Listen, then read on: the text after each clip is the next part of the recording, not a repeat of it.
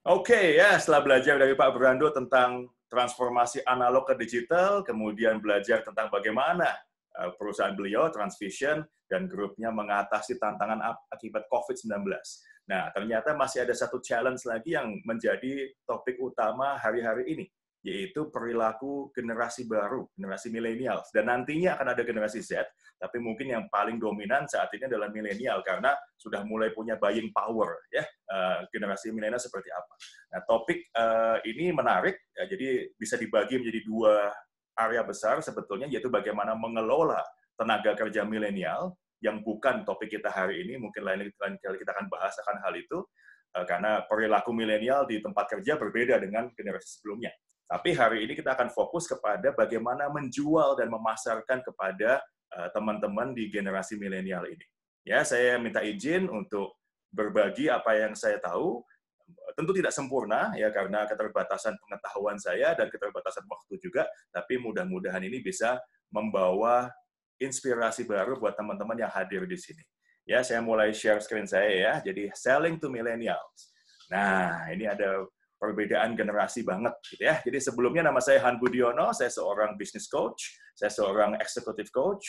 Ini tahun ini kurang lebih menandai tahun ke-15 tahun saya sebagai seorang coach. Nah, sebagai seorang coach, saya punya 3 spesialisasi ya. Jadi pertama kali jadi coach dulu, awal-awal saya banyak bicara tentang sales, marketing, dan cash flow, khususnya untuk perusahaan-perusahaan kecil. Jadi klien saya waktu itu mayoritas 85% itu UKM ya. UKM, kemudian belajar selling, belajar meningkatkan omset dan seterusnya. Kemudian di periode kedua saya sebagai seorang coach, saya banyak cerita tentang transformasi dari perusahaan konvensional menjadi profesional. Jadi bikin sistem, bagaimana bikin SOP, bagaimana bikin tim manajemen, dan seterusnya.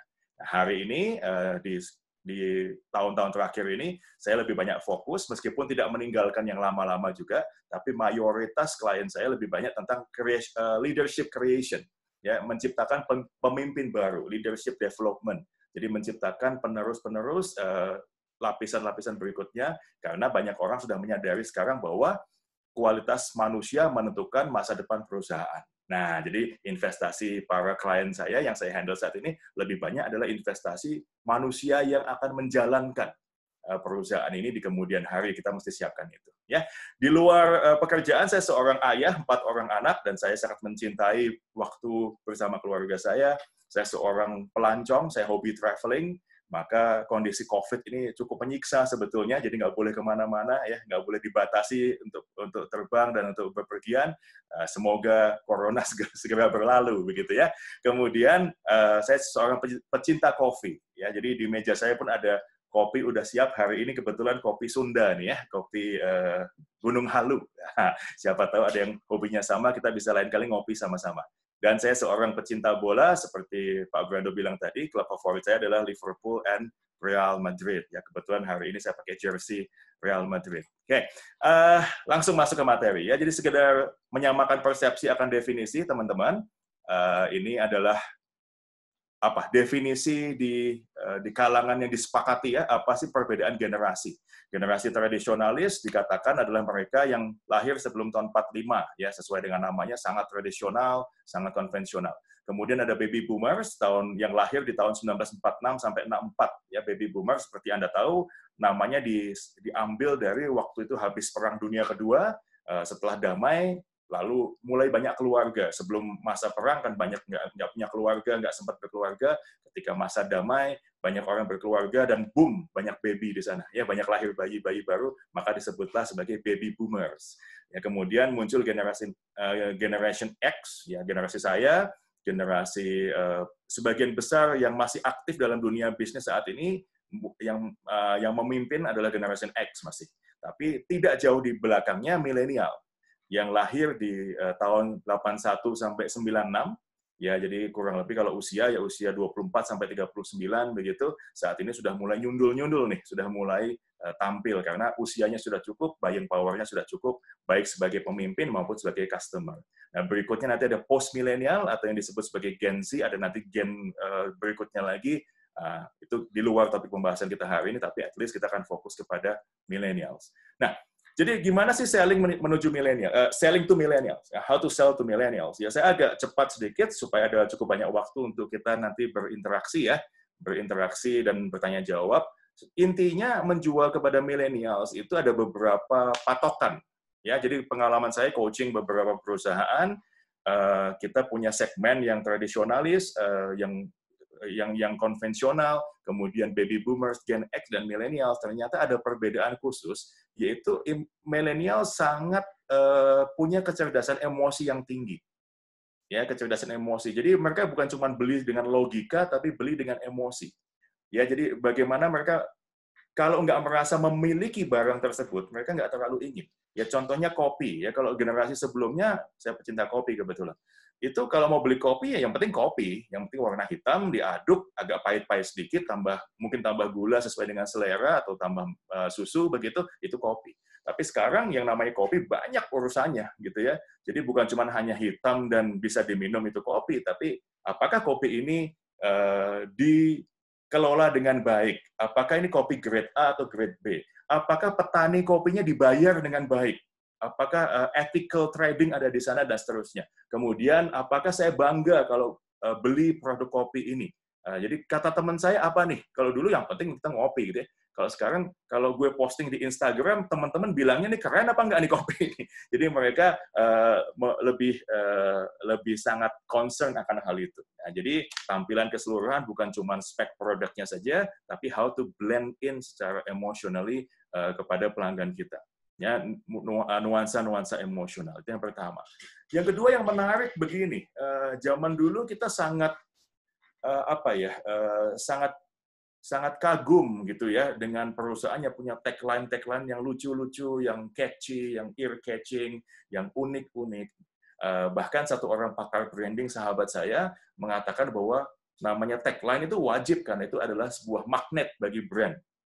Ya, jadi kalau kita ingat sesuatu, anggaplah dulu kita bilang senyum saya senyum Pepsodent, begitu kalau saya sebut sebuah merek, maka orang sangat tertarik dengan tagline itu. Jadi dia beli Pepsodent, bukan pasta gigi yang lain. Padahal pasta gigi yang lain mungkin juga nggak kalah bagusnya, tapi karena tagline-nya lebih catchy, maka orang banyak beli ke Pepsodent, misalnya seperti itu. Ya, tapi sekarang ternyata tagline ini nggak terlalu efek, gitu ya. Tetap ada manfaatnya bagus, dan membuat orang tersenyum, itu tentu saja adalah sebuah plus point, kecintaan mereka atau kedekatan mereka kepada brand Anda. Tapi ternyata sebuah slogan dan tagline tidak semerta-merta membantu Anda untuk jualan. Ya, ada perbedaan, gitu ya. Jadi itu yang kedua. Lalu yang ketiga ini paling penting. Tawarkan bantuan, bukan sales pitch, jadi nggak suka dijualin gitu ya. Jadi mereka tahu perusahaan Anda menjual. Ya, jadi ketika orang tampil di Instagram, di Facebook, yang namanya media sosial. Namanya media sosial itu sebetulnya sesuai dengan namanya adalah media untuk bersosialisasi gitu ya. Jadi media untuk kenal dengan teman kita yang udah lama nggak ketemu, connect lagi di Instagram, dari SMA nggak ketemu, connect lagi di Facebook. Media sosial, kayak arisan sosial. Tapi sekarang semua orang jualan di media sosial, dan itu oke, mereka tahu. Cuman sudah tahu itu semua orang jualan, nggak suka dijualin. Jadi jangan terlalu kentara begitulah ya, jangan terlalu langsung ke sales pitch. Mereka lebih suka untuk ya tawarkan bantuan dulu lah, manfaatnya apa dulu. Kita bisa melihat dulu ketulusan dari penjual atau tidak. Kita bisa melihat empati dan kualitas emosional dari penjual atau tidak. Nah, jadi sales pitch kalau saya terima proposal tuh ya, itu bahasanya menarik. Ya, mungkin karena saya generasi lama, senang banget tuh kalau terima proposal kepada yang terhormat Bapak Han Budiono. Merupakan sebuah kehormatan bagi kami untuk mempresentasikan keunggulan kami. Wah, senang banget. Wah, ini hebat nih ya bikin copywriting-nya. Hari ini ternyata teman-teman milenial mungkin udah biasa nerima kayak gitu. Mungkin juga karena mindset-nya berubah, nggak terlalu diperdulikan. Bahkan, kalau yang paling bawah nih saya langsung lompat, mereka mau sales pitch-nya itu short and simple. Udah deh, nggak usah banyak basa-basi. Gue tahu lu jualan, gitu ya. Jadi istilahnya begitu, tapi jangan terlalu kentara dong jualannya. Kalau butuh pasti beli. Nah, jadi ini lebih enak sebetulnya. Jadi nggak usah terlalu banyak basa-basi, tapi valuable. Tapi bagaimana mendapatkan tempat di isi kepala target market Anda sebagai sebuah institusi yang jujur, transparan, valuable, siap membantu, dan emotionally intelligent. Nah, ini agak berbeda dengan generasi sebelumnya. Klien-klien saya juga terbagi. Ada leaders-leaders yang dari generasi sebelumnya dengan leaders milenial. Ketika leaders generasi sebelumnya tanya, Coach, 1 jam konsultasi berapa harganya? Paket coaching 1 tahun berapa harganya? Teman-teman milenial tanya, Coach, hobinya apa? Kemudian apa yang Anda lakukan untuk membantu teman-teman yang berkekurangan? Apakah Bara Coaching memberikan pelatihan-pelatihan gratis juga kepada UKM? Apakah Bara Coaching juga peduli kepada nasib teman-teman yang sedang tidak beruntung di masa pandemi ini? Ini ditanyakan. Ini ditanyakan, dan untungnya memang kami sudah sejak lama melakukan atau memang memberikan ya perhatian kepada sisi-sisi yang tadi. Ya, seperti saya bilang tadi, dulu saya besar sebagai coach untuk UKM. Sekarang saya udah nggak coaching UKM secara komersial, tapi masih banyak memberikan free coaching atau bimbingan pro bono bekerja sama dengan berbagai institusi kepada teman-teman yang baru mulai dan seterusnya. Ya, tapi tentu saja sesuai dengan ketersediaan waktu. Tapi intinya, yang zaman dulu ini nggak ditanyain, nggak diperduliin. Ya, tapi sekarang menjadi salah satu identitas yang menempel. Ya, jadi kalau Anda belum mulai, segera mulai. Kalau sudah mulai, teruskan dengan baik akan hal ini. Berikutnya ya. Jadi kalau disederhanakan dalam sebuah slide, menjual kepada milenial itu sebetulnya tentang gimana bikin simple. Gimana bikin message Anda, pesan Anda, ya itu sesederhana mungkin, bisa ditangkap dengan kalau Pak Brando tadi bilang ya, dulu nonton film suka 1-2 jam, sekarang 3-5 menit, bahkan 1 menit, gitu kan. Berarti kalau Anda mau kasih pesan marketing, mesti bisa segera ditangkap keseluruhan dari produknya apa, siapa yang bikin, apa value yang Anda anut dalam sekian detik. Nah, simple messaging, simple experience, dan dalam proses pembeliannya, dalam proses menggunakan barang atau jasa Anda, minimal hassle. Saya masih ingat kalau dulu saya temenin ayah, ibu, papa, mama, atau paman saya belanja, mereka masih suka tuh ngantri, kemudian nunggu, kemudian nanti diinstalin, kalau memang beli elektronik, diinstalin, dibantu, dicekin, dan seterusnya. Masih suka tuh, gitu ya. Sekarang, waduh, kalau udah kayak gitu, mendingan nggak usah deh, gitu ya. Bahkan kadang, kalau saya ingat orang tua saya, paman saya, itu masih simpen notanya, masih simpen apa. Kalau sekarang bilang, udah, saya mau pergi email aja deh. Nanti aja kalau perlu, gitu, dan seterusnya. Ya, jadi, simplicity, simplicity, simplicity. Tapi teman-teman, ternyata yang namanya simplicity itu bukan hal mudah. Ya, simple itu sederhana. Not easy. Ya, jadi mencapai tahapan bisa memberikan layanan yang simple dan hassle-free, itu rumit di internalnya kita. Ya, itu rumit sekali di internal kita, dan kita perlu banyak sekali persiapan-persiapan yang dilakukan sehingga kita bisa melakukan layanan yang simple tersebut. Ya, mungkin satu orang mentor saya pernah bilang nih, kayak bebek. Ya, kalau Anda lihat bebek atau angsa, itu kayaknya di atas, kalau sedang berenang tuh anggun sekali gitu ya. Wah, di atas air kayaknya diem gitu. Di bawahnya itu luar biasa dayungannya. Nah, ternyata menjual kepada milenial itu juga hampir sama seperti angsa atau bebek di kolam ini gitu ya. Kayaknya smooth, kayaknya santai, kayaknya asik, di belakangnya, aduh, saya yakin kalau Pak Brando ditanya, tadi kan ceritanya kayaknya itu transformasinya gampang gitu ya. Wah, kayaknya enak banget. Di belakangnya itu nggak tidur bermalam-malam gitu ya. Dan tentu reformasi besar-besaran. Nah, jadi ini perlu dikuasai dengan baik. Yang berikutnya, pahami audiens Anda. Saya pikir ini sangat penting dan mungkin yang paling penting dari apa yang saya akan sampaikan hari ini. Marketing dari dulu adalah sebuah ilmu yang menjembatani antara produk dan jasa yang Anda miliki dengan customer Anda. Berarti bagaimana produk dan jasa yang Anda miliki masuk kepada customer Anda. Nah, berarti memahami karakter pelanggan Anda, memahami behavior dan cara pikir pelanggan Anda adalah salah satu hal yang sangat penting, kalau nggak paling penting yang Anda mesti lakukan. Nah, celakanya ini banyak orang tidak menguasai pemahaman pelanggan dengan baik. Maksudnya bagaimana? Nah, ini beberapa panduan yang sering saya berikan kepada klien-klien saya tentang memahami pelanggan Anda dengan baik. Saya ngomong sama leaders yang saya coach. don't overgeneralize. Jangan digeneralisasi. Jangan digeneralisasi. Jualan kepada milenial. Not all millennial are the same. Sama seperti Anda bilang, jualan kepada orang di Surabaya. Jualan kepada orang di Bandung. Orang Surabaya beda-beda, orang Bandung beda-beda. Ada orang menggeneralisasi, kalau saya buka cabang di Jogja, kan ini Jawa, coach, adatnya Jawa, begini nih cara jualannya. Salah besar, saya bilang.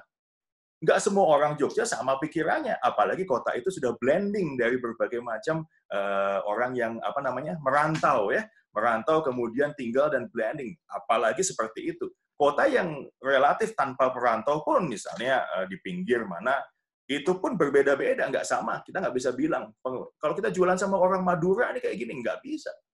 Ya, memang ada benang merah, ada petunjuk yang menyatukan, tapi kalau kita overgeneralize, ini adalah langkah atau petunjuk pertama kegagalan kita dalam marketing atau menjual kepada milenial. Ya, nah yang berikutnya yang saya kasih merah nih, groups, mini groups, micro groups. Apa maksudnya? Jadi ternyata dalam sebuah grup besar yang namanya milenial itu ada mini groups, ada grup-grup kecil. Ya sama seperti kalau saya pakai istilah sepak bola, begitu ya. Sepak bola. Ternyata dalam grup fans sepak bola itu ada grup-grup kecilnya. Ada fansnya Real Madrid sendiri, ada fansnya Bayern Munchen sendiri, ada fansnya Piala Dunia, bukan tim tertentu tapi Piala Dunianya. Ya pokoknya gue suka nonton Piala Dunia, siapapun yang main saya suka. Ada fansnya Champions League. Jadi ada yang ngefans sama liganya, ada yang ngefans sama klubnya. Ambil contoh saya pecinta Liverpool. Ada juga, ini micro group lagi, dalam pecinta Liverpool, ada micro groupnya lagi. Ada yang suka karena permainannya. Ada yang suka karena sejarahnya. Ada yang terkoneksi sebagai sebuah kelompok hanya karena suka apa.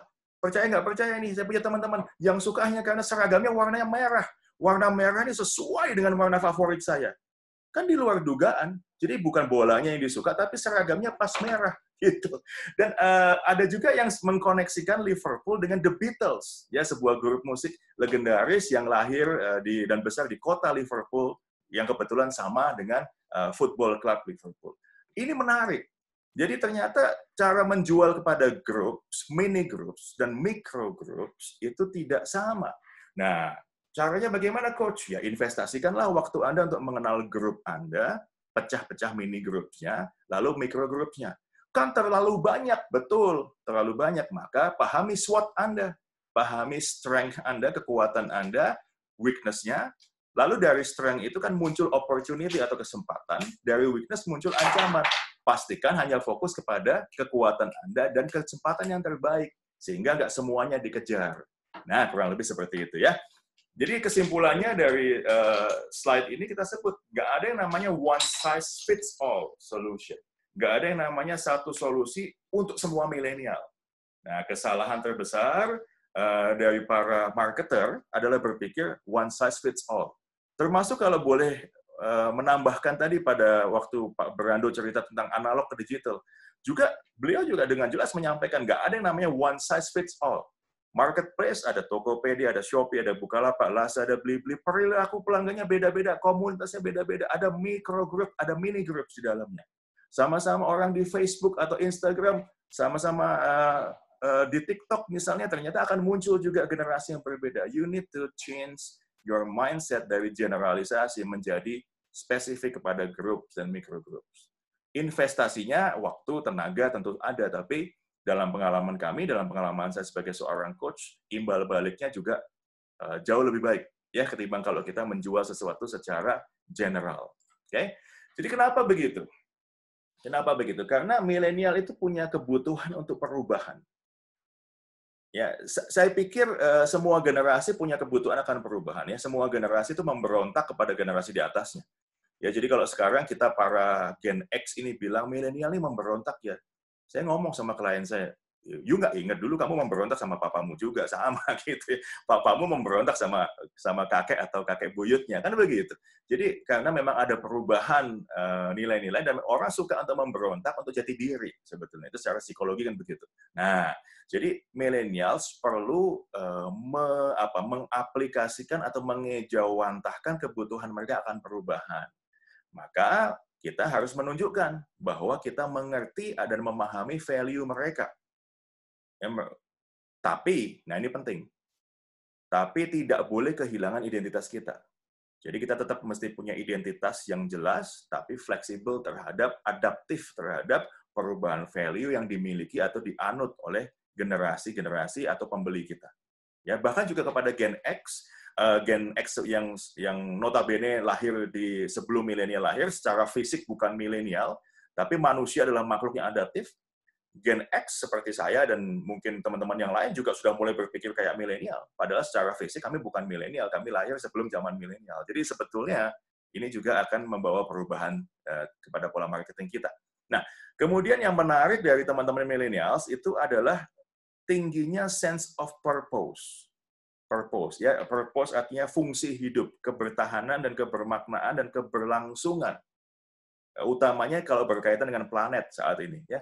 Kampanye tentang penggunaan atau meminimalkan penggunaan kantong plastik dan segala bahan berbahan plastik yang sekali buang itu sangat kentara di sini.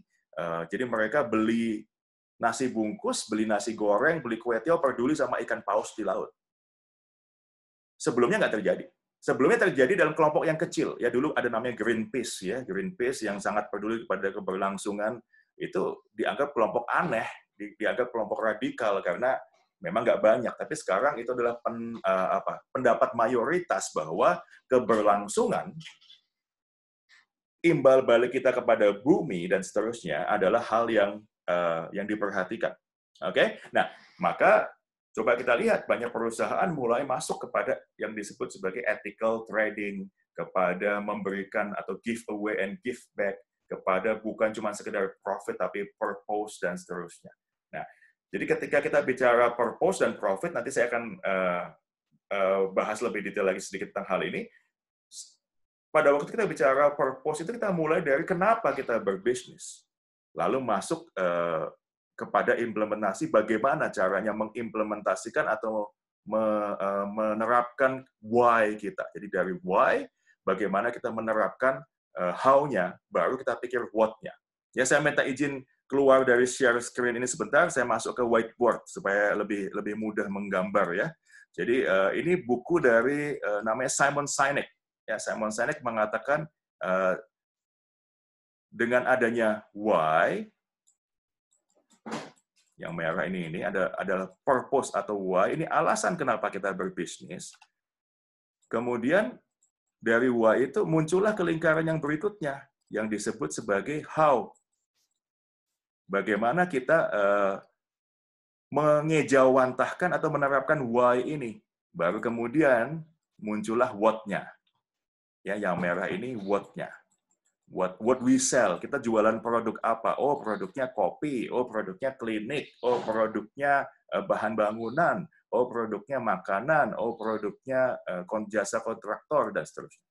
What-nya. Tapi tanpa sadar mereka tanya. Mereka ketika akan memilih sebuah provider itu mereka memilih perusahaan yang inside out seperti ini yang lebih difavoritkan oleh teman-teman milenial. Sedangkan pola kerja mayoritas itu adalah outside in.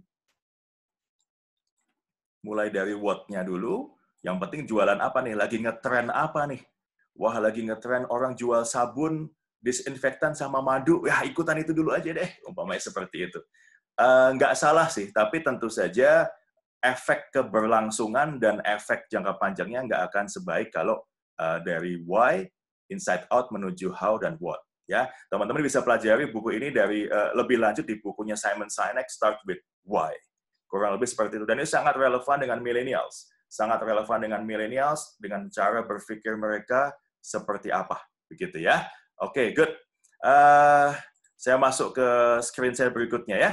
Nah, jadi ini sense of purpose. Nah, produknya apa saja? Nah, saya baru terima nih satu bingkisan dari klien saya. Tempe goreng non-GMO. Waduh, tempe goreng yang kedelainya nggak boleh pakai pestisida. Nah, angkatan sebelumnya nggak terlalu peduli. Yang penting tempe, enak dimakan. Begitu. Nah, sekarang ini dipikirin tempe aja pakai pestisida nggak kedelainya? Melukai burung-burung dan lebah-lebah yang ada di alam atau tidak? Nah, makin lama akan makin seperti itu.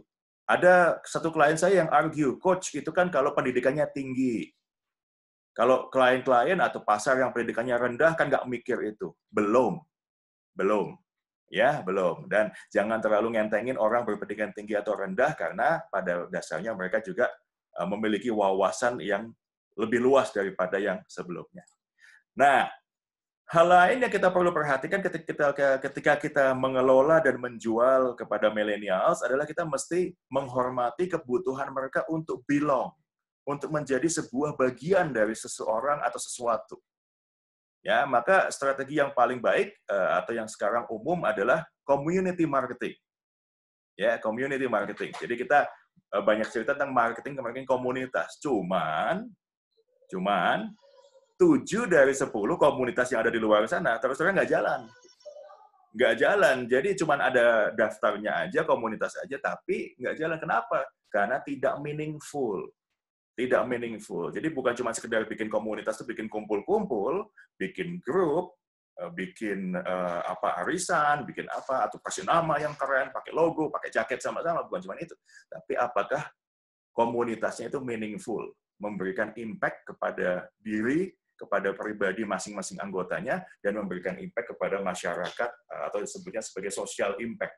Ya, jadi saya baru bicara dengan salah satu komunitas di Jakarta kemarin sore, kita bicara tentang socialpreneurship. Beliau mengundang kami Bara Coaching untuk menjadi bagian dari aktivitas. Saya bilang oke, ikut. Karena memang socialpreneurship selain adalah tren masa kini, juga adalah passion kami sejak lama.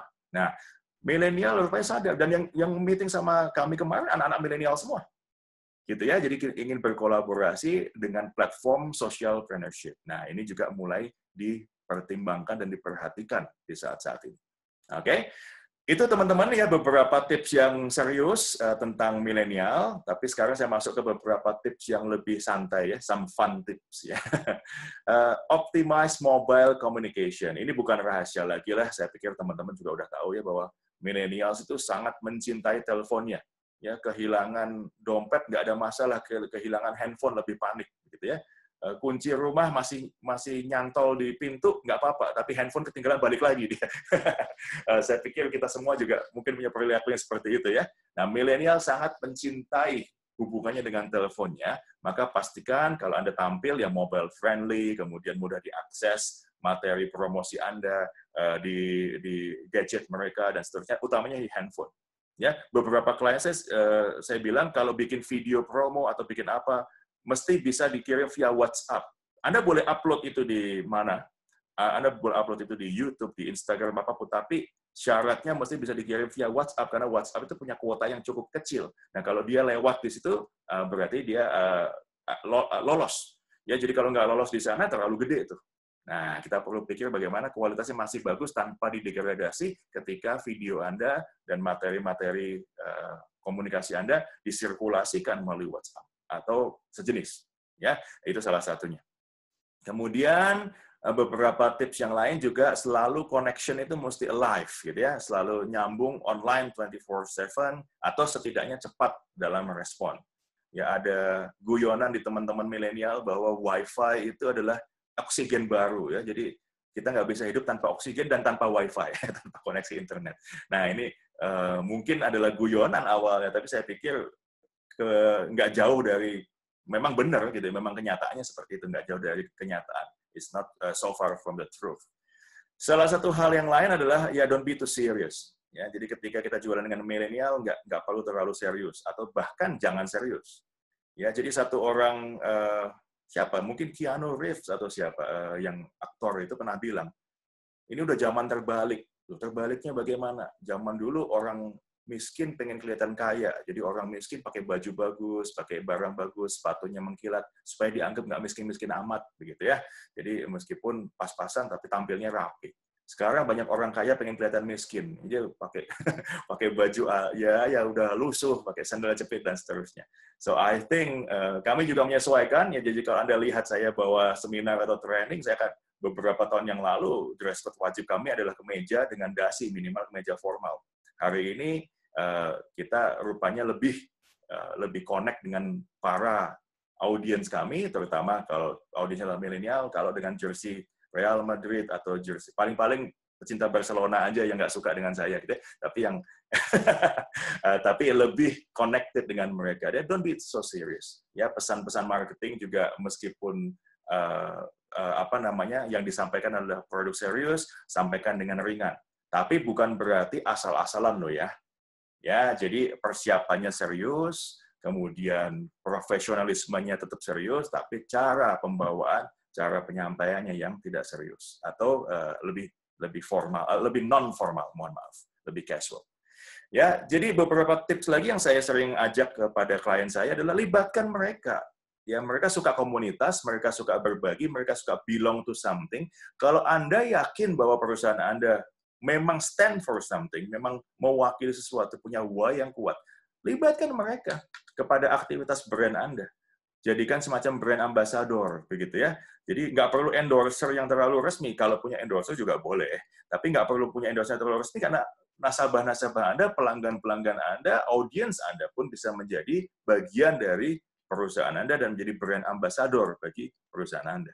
Ya, jadi ajak mereka untuk terlibat memiliki brand tersebut. Ya, jadi mungkin belajar dari klub bola atau klub rockstar ya, para rockstar ya. Jadi para pecinta Iron Maiden atau Guns N' Roses itu sangat fanatik ya, slang kalau di Indonesia begitu ya, sangat fanatik untuk menjadi bagian dari band yang didukung dan mereka nggak dibayar malah membayar. Ya, tapi sangat fanatik jadi ambasador. Para pecinta bola juga begitu ya, dengan senang hati mereka mengekspos kecintaannya akan klub-klub yang diidolakan dan menjadi ambasador bagi klub yang diidolakan. Pastikan Anda juga belajar. Kalau saya pernah di-training oleh Bruce Dickinson, ya vokalisnya Iron Maiden, ya mungkin kalau penggemar heavy metal tahu ya, beliau sekarang pensiun atau udah nggak banyak nyanyi lagi, tapi sebagai pebisnis sekarang dia bilang, pelajari satu hal dari rockstar, jangan cuman jualan lagu, ciptakan fan, ciptakan fanatisme, sehingga Anda menjadi sebuah bagian yang blending dengan audiens Anda, bukan cuma transaksi, jual lagu dan jual album. Nah, so I think ini masih berlaku untuk, dan bukan cuma masih berlaku, tapi semakin relevan ketika kita menjual kepada millennials. Oke, itu tentang millennials, teman-teman. Jadi kurang lebih, karena waktunya terbatas, jadi saya bahas sampai di situ. Tapi saya ingin menambahkan satu hal. Ya, jadi bahwa begini. Oke, saya share screen lagi ya. Saya pakai whiteboard yang baru lagi. Saya pengen kasih tahu bahwa saya pengen mengingatkan tepatnya bahwa selling to millennial adalah ibarat lingkaran yang hijau ini, itu adalah bagian dari selling and branding, selling and marketing and branding yang keseluruhan. Jadi yang hijau ini adalah bagian kecil dari keseluruhan. Jadi nggak bisa kita hanya fokus, tips dan triknya gimana nih coach untuk jualan supaya milenial ini. Enggak, ya ini perlu, yang hijau ini perlu, tapi yang biru itu juga perlu dipahami. Ya, jadi bagaimana marketing yang betul, bagaimana plan, sales plan yang betul, bagaimana mengenai target market dengan baik. Nah, yang biru ini juga adalah bagian kecil dari yang, saya pakai warna kuning deh. Dari yang kuning, apa itu? Business building, membangun bisnis secara keseluruhan. Jadi, selling kepada milenial adalah bagian dari marketing dan kegiatan marketing dan business development yang betul, yang biru. Yang biru ini adalah bagian dari keseluruhan membangun bisnis yang benar. Ya, jadi mesti integral semuanya. Seringkali orang kecewa, aduh, saya udah ikut seminar nih, saya udah ikutin tips dan trik yang dibawa oleh pembicara, masih nggak kena. Ya karena hanya fokus kepada hijau aja, kepada titik itu aja. Ya benahi semuanya, benahi birunya, kalau bisa benahin kuningnya, yaitu bisnis keseluruhan, maka hasilnya akan lebih sustainable dan lebih nampak. Nah, sekarang saya bicara yang kuning ya. Saya bicara yang kuning ya. Mana tadi? Wah, yang biru udah kita bahas, sekarang kita bahas yang kuning. Nah, menjual kepada milenial adalah bagian dari bisnis. Tapi pada akhirnya kalau memang Anda seorang pimpinan bisnis, ataupun kalau memang Anda hanya di departemen sales saja, tetap harus memahami keseluruhan bisnis. Ya, keseluruhan sehingga integral dengan bagian bisnis yang lain. Antara lain, tools yang bisa sering digunakan, yang paling sederhana adalah balance scorecard dan SWOT analysis. SWOT analysis saya sudah bahas tadi ya, sedikit ya. Kita sekarang bahas sedikit tentang balance scorecard. Jadi teori balance scorecard ini kayak scorecard itu kartu rapot ya, kartu laporan skor kita. Nah, sedikitnya scorecard dalam bisnis ada 4. Jadi bukan cuma jualan doang, tapi ada 4 untuk membuat bisnis sustainable. Semakin bisnis itu sustainable, semakin mudah kita jualan. Semakin baik kita jualan, semakin gede bisnisnya, dan semakin sustainable bisnisnya. Jadi ini muter terus. Jadi nggak bisa hanya satu titik aja yang kita perhatikan. Topik seminar kita, webinar kita hari ini satu titik doang. Tapi di luar itu juga Anda mesti bahas. Nah, secara singkat, ada 4 perspektif dalam balance scorecard. Yang pertama, perhatikan secara financial perspektif. Atau pertanyaan yang sering saya ajukan adalah, kayak gimana sih para pemegang saham Anda menilai kinerja Anda? Nah, ini kelihatan dari revenue, expense, profit, cash flow, dan asset value Anda. Kurang lebih seperti itu ya. Jadi, bukan cuma jualannya doang, tapi bagaimana menyimbangkan ini. Kemudian yang kedua adalah dari customer perspective. Nah, ini yang langsung masuk kepada penjualan. Gimana sih penampakan Anda atau kesan Anda, image Anda kepada target market Anda? Ingat, yang paling menguntungkan adalah target market yang sesuai dengan SWOT Anda, dengan kekuatan Anda, bukan cuma sekedar yang gede. Gitu ya. Nah, jadi kita bicara tentang customer satisfaction, customer retention, market share, dibandingkan dengan opportunity yang ada, serta kekuatan brand, kekuatan loyalitas brand loyalty atau brand strength pelanggan kepada kita. Jadi bukan 1-2 titik. Kemudian titik ketiga, nggak bisa hilang juga adalah seberapa mulus day-to-day operation Anda, atau kami sebut sebagai scorecard, kartu skor di internal business process. Antara lain, operational excellence, productivity, lean process, defense dari perusahaan Anda, dan segala sesuatu yang berkaitan dengan dapur perusahaan Anda. Jadi nggak bisa kita jualan mati-matian dengan pencitraan yang luar biasa, ternyata dapurnya nggak bagus. Ya. Dulu nggak ketahuan, sekarang ketahuan. Jadi pasti akan ketahuan berbagai macam cara untuk menemukan bahwa yang dijual itu nggak sama dengan apa yang ada di dapur. Nggak bisa. Jadi mesti sama. Kita bisa kasih iklan yang paling cantik, tampilan yang paling baik, waktu kesan yang paling baik, tapi customer akan tahu aja bahwa ternyata nggak profesional, cuman iklannya doang bagus. Nah, akhirnya kesetiaan pelanggan akan merosot dari situ. Oke, dan itu bisa dibaca dari sekedar seberapa sopan kurir yang mengantarkan. Kalau sekarang mungkin pakai pihak ketiga ya, seperti Gojek atau Grab, Send, dan seterusnya. Tapi kadang-kadang kan orang kita yang langsung touch dengan dia, itu bisa dibaca. Ya, jadi kalau yang nganterin aja, kalau dulu nggak terlalu, itu kan hanya kurir. Tapi kalau sekarang, mereka juga peduli. Aduh, kurirnya aja nggak sopan. Ini gimana customer service-nya? Padahal belum tentu ada hubungannya, tapi dikoneksikan juga. Gitu ya. Nah, yang terakhir adalah, ini mungkin adalah yang paling penting untuk saat ini, adalah your ability to change and improve. Melalui learning and growth, melalui pembelajaran dan pengembangan diri yang ada di perusahaan Anda. Jadi supaya bisa menjual, tadi mungkin Pak Brando juga udah cerita tentang transformasi analog ke digital. Anda mesti punya manusia yang kompeten. Sehingga transformasi itu terjadi secara total football, secara keseluruhan.